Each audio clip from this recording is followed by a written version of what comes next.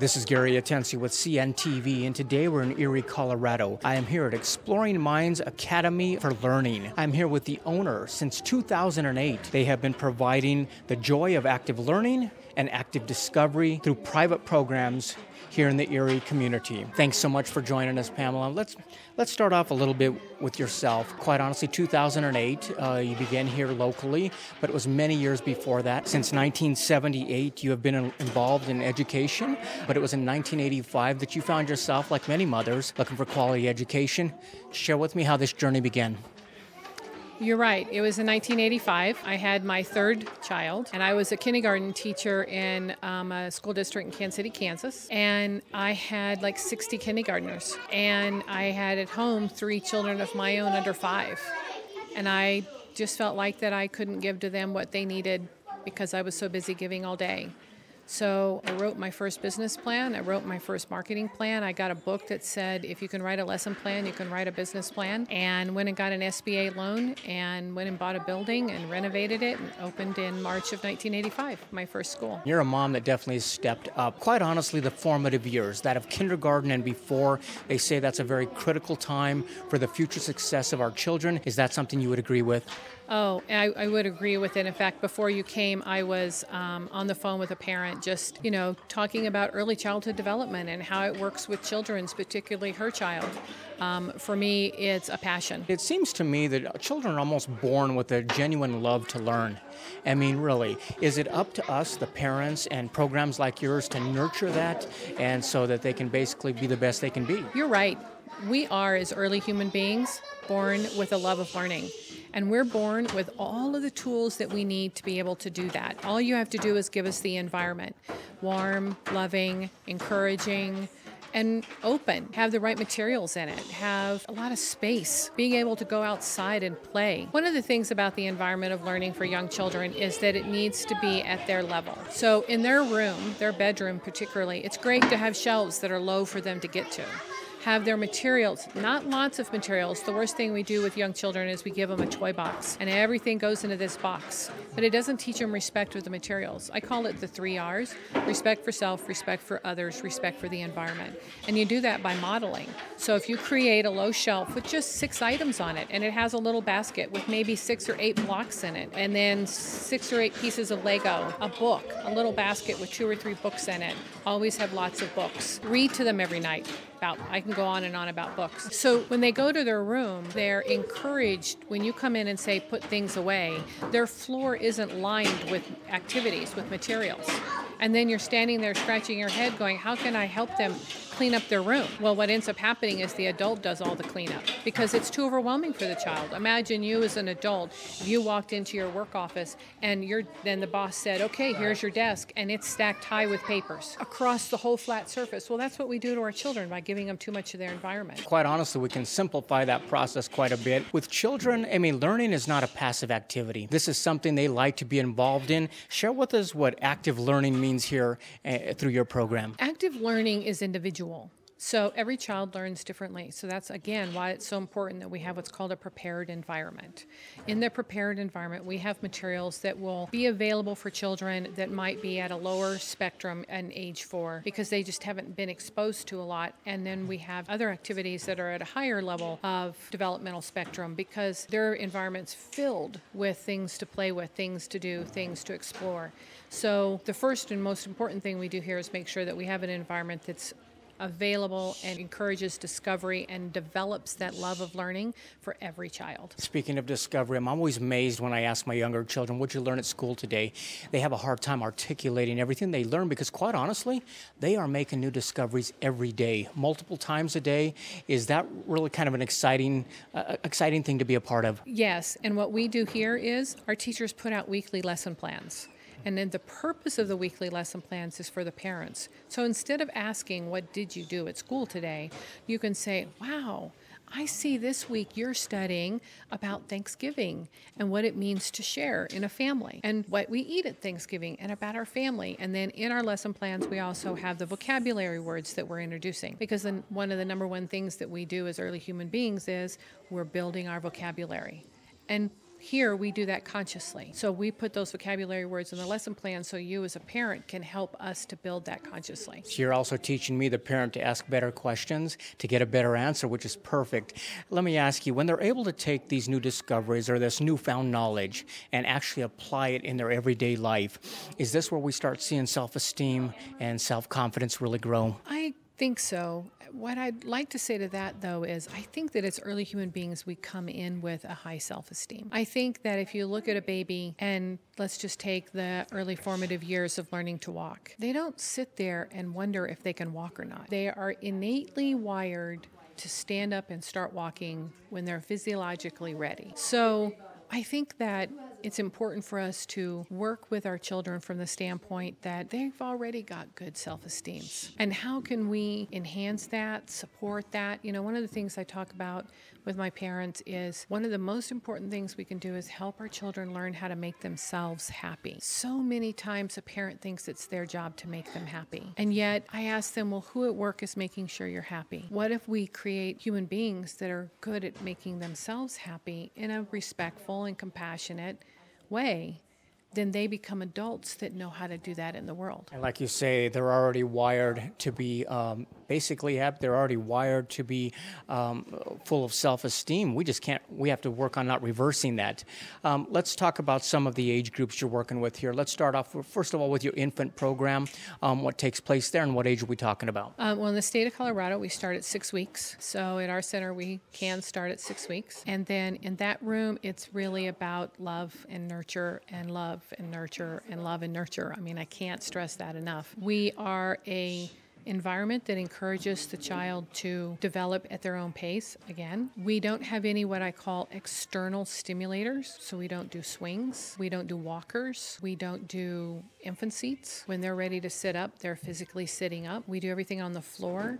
Our teachers are trained in the neurological development of the brain so that they understand about crossing the midline, and that means that we're doing little exercises with their feet so that we're, pumping the feet and we're helping them cross that midline because that's so important in that dual brain development. We're talking about interaction taking place, a lot of nurturing at that age, age-appropriate toys in the room, but like you say, it's really helping them evolve slowly. Mm-hmm.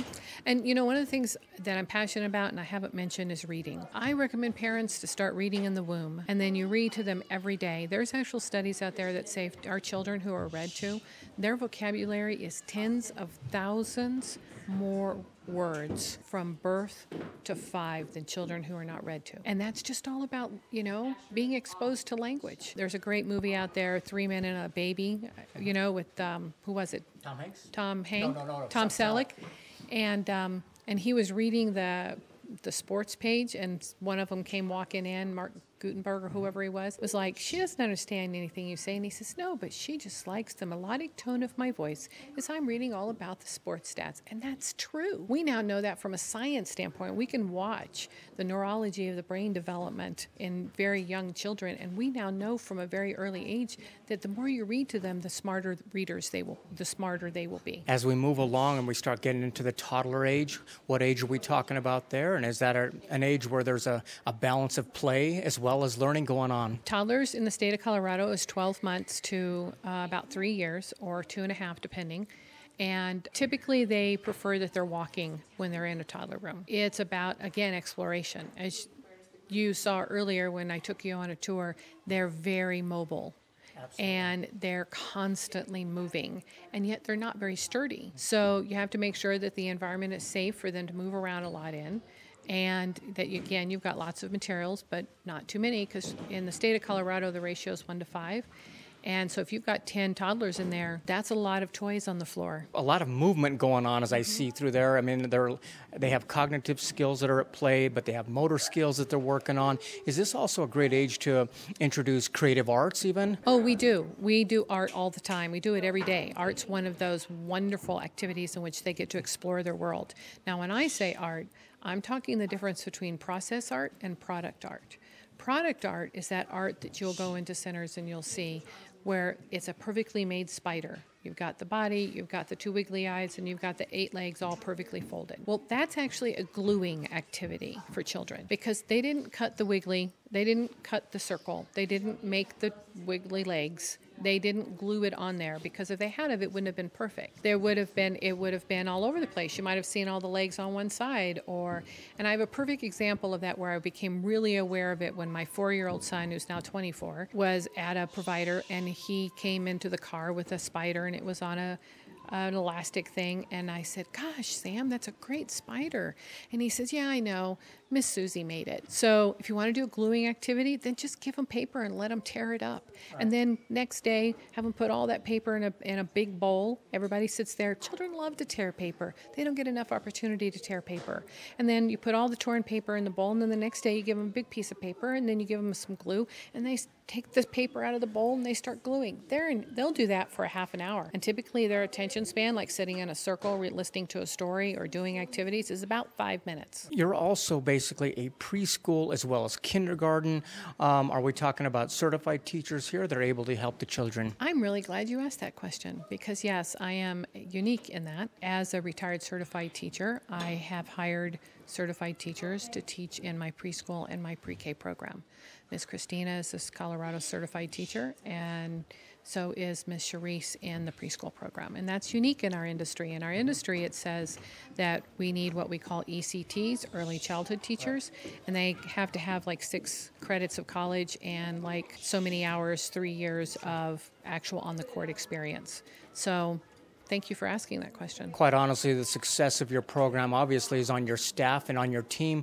What is it you look for when you handpick these folks to help out here? Are we talking about the same goals in mind, the same philosophies, looking for commitment, dedication, or all the above? You know, I think it's all of the above. And though one of the things I've learned from being a small business employer since 1985, so what is that, 30 years almost? It's a feeling when you hire someone, because it's about having them come in and be a part of the family. One of the things that I talk about in the interview are some of the industry issues that we have, one of which is gossiping. And we have a no gossiping policy. And they sign a document as part of their termination conditions of termination, that they understand there'll be no gossiping. You know, it's important that they understand that they're a teacher. You know, I used to teach at the Front Range Community College and other college locally, and I would tell day one that there's a couple of words that are not in my vocabulary, and one is daycare. We've never cared for the days. At the very least, the day does just fine caring for itself. At the very least, we care for children, and I assert that every person that's committed to working with young children, they're a teacher from the time that child walks in the door, whether they're teaching them to take off their coat and put it up or wipe their nose, or how to eat at the table, because we spend 8 hours a day teaching. That's what we do. So all my teachers are teachers, and they're referred to as teachers by the parents, you know, by my advertising, my website, and when I taught in the college, I referred to every single person in that room as a teacher. It's an ongoing process. We're talking about around the clock, pretty much just like a parent, regardless of what age, if we're talking about infants, toddlers, preschool. One thing you absolutely believe in is communication between the teachers and the parents. Is this an ongoing activity? It is, and again, thank you for bringing that up. Our parents are our partners. I mean, we're here to serve them. We're here to support them in their dreams and their goals for their child. So as an early childhood professional, that's been one of my biggest commitments, is how can we support our family as a team that includes the external part, which is the parents, and so that we can work best with their children. Viewers, take a look at the bottom of the screen right there. What you're going to see is their website. On the website, you're going to learn more about basically the staff. We're talking about teachers that understand from the minute they walk in the door and are putting on the coat or taking it off, they're teaching your children. They're basically supporting them, becoming a partner with you, the parent. You can also learn a little bit more on the website about their philosophy of how they do everything here. This is a company that began, like I said, in 1985, but the owner has been at this since the 70s with early childhood development. You can check out there. They got some great resources online as well. Let me ask you this. This was something that 1985 began really a desire to give your children more. You're now a grandmother. How does it make you feel to still be able to offer quality care like this? Oh, of course, you just touched on a sweet spot in my heart. I'm a grandmother of 10 amazing grandchildren. And, every once in a while I'll think, I'm going to retire. And then I think, doing what? Because for me, this is a service. It is truly something. I tell people that out of my career of going out into the workforce, the majority of it I've gone to play every day. I didn't go to work. And the few years that I left the industry and tried to do something else, I went to work. And that brought me back here so I can go play. Viewers, last time, take a look at the bottom of the screen right there. What you're going to see is their website. Once again, their contact information is right there. That is Exploring Minds Academy for Learning, honoring learning, building relationships, and promoting play. This is Gary Atensi with CNTV. And if you don't know, now you know.